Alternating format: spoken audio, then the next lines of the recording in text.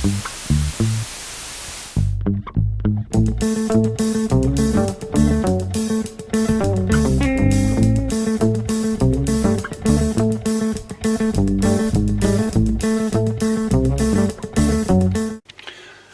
fermiers, amis fermières, bonjour, bienvenue à la ferme, bienvenue sur Coco TV. Aujourd'hui je vous présente un casque qui nous provient d'Ozone, Ozone Gaming, qui se prénomme donc le Blast, et que nous avons reçu en version Ocelot World. Donc la version qui s'accorde parfaitement avec la souris Argon de la même série, Ocelot World, donc noir et orange, vous l'avez vu. Il est 7.1, et nous avons, comme d'habitude, sur tous les packaging, 2-3 petites explications à droite et à gauche. Nous apprenons donc qu'ici, il est PC compatible et PS4, ce qui ne sera pas le cas de tout, je vais revenir là-dessus. On a aussi une haute qualité audio, des petites LED qui vont éclairer les platines, il est super léger et repliable, il est 7 points, je vous l'ai dit, et on reprend globalement à peu près la même chose.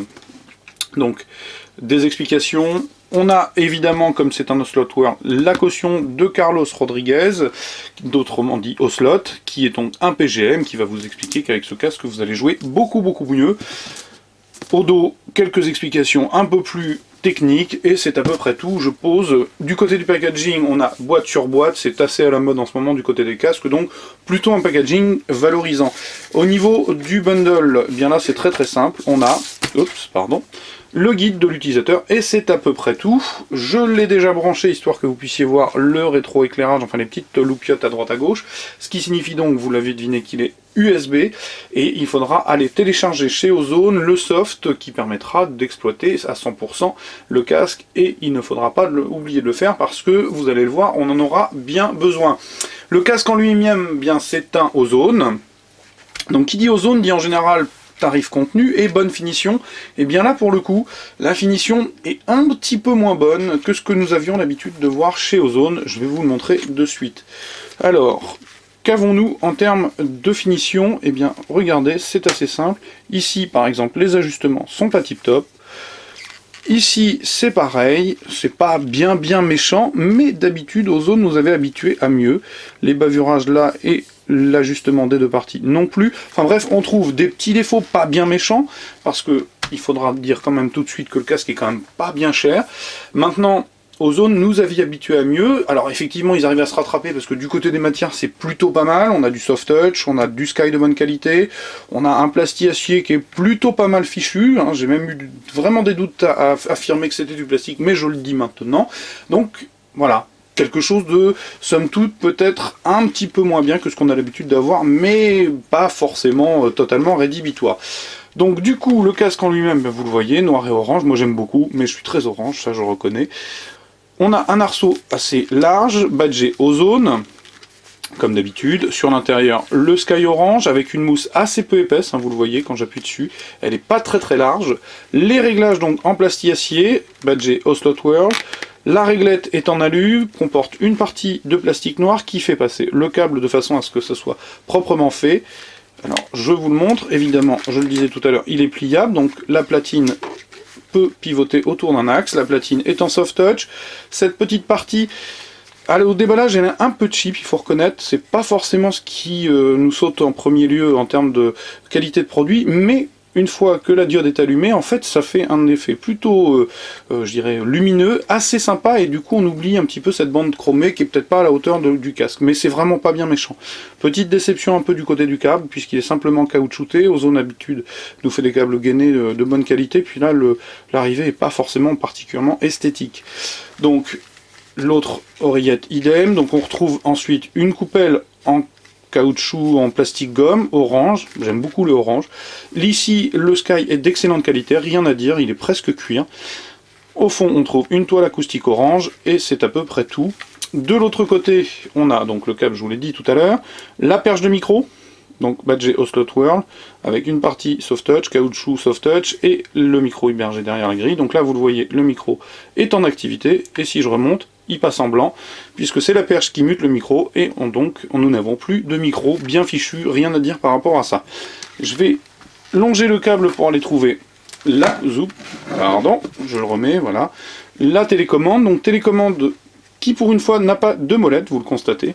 On a un bouton curseur moins et plus, et puis un bouton qui va permettre de muter tout ça, et normalement il devrait se mettre à clignoter, mais je n'ai pas installé le logiciel sur l'autre PC.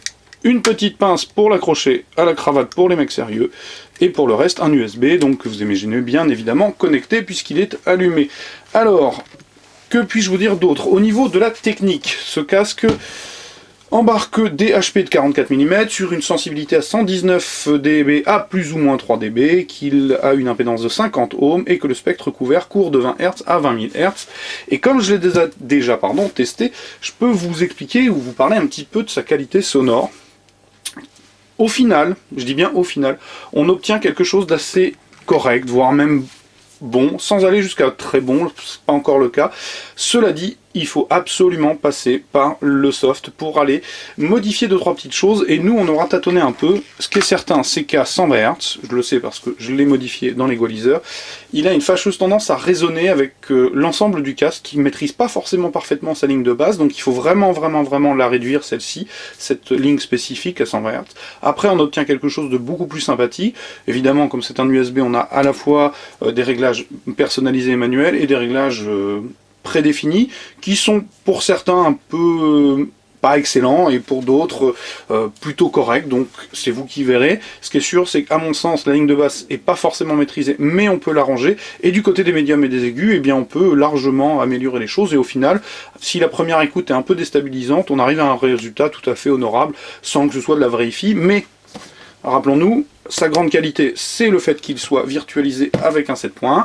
Donc au niveau du 7.1, c'est pas mal, c'est un casque qui joue une bonne carte au niveau de l'immersion, on a vraiment une belle précision avant-arrière, droite-gauche, pardon, un petit peu moins performante que certains sur l'avant-arrière, mais en tout cas ça tournoie bien sur la scène test avec les tirs, etc. C'est assez... ça fuse, vraiment c'est pas mal, ça permet de regarder un film dans de bonnes conditions sans embêter tout le monde, notamment madame. Et donc du coup, au niveau du tarif, on a quelque chose de raisonnable, 74,90 €, quand en général la concurrence en 7.1 est plus ou moins 10 € de plus. Donc finalement pas trop mal. Il existe donc en version Oslo World 7.1 et il existe aussi en version 4X que je n'ai pas testé. Alors je vais revérifier le nom. Vous m'excuserez, je visualise ça très rapidement. C'est ça, 4X. Donc il existe en version 4X. La 4X est tarifée 5 € de moins, 69,90 deux têtes, peut-être 64,90, peut-être 10 €, mais je ne suis pas sûr. Ce qui fait que très honnêtement, si vous cherchez un casque, il vaut mieux prendre celui-là que le 4X, parce que il faut mieux, à mon sens, bénéficier du 7.1 plutôt que de ne pas l'avoir. Maintenant, ça reste un casque tout à fait honorable, dont le look, à mon sens, est particulièrement réussi. Je vais couper juste la lumière pour que vous puissiez voir les platines s'illuminer. Donc assez sympa. Alors évidemment, dans le noir, c'est encore plus flashy, mais c'est pas mal fichu, honnêtement. Donc un casque, somme toute, relativement honorable, qui se marie bien avec l'Argon, ça je l'ai dit, et au final qui mérite peut-être un peu le détour. Donc voilà, il s'agissait de l'Ozone Blast Oslo World, pour lequel je vous invite à venir lire le test écrit qui paraîtra ultérieurement, et comme d'habitude je vous souhaite une très bonne journée et je vous dis au revoir.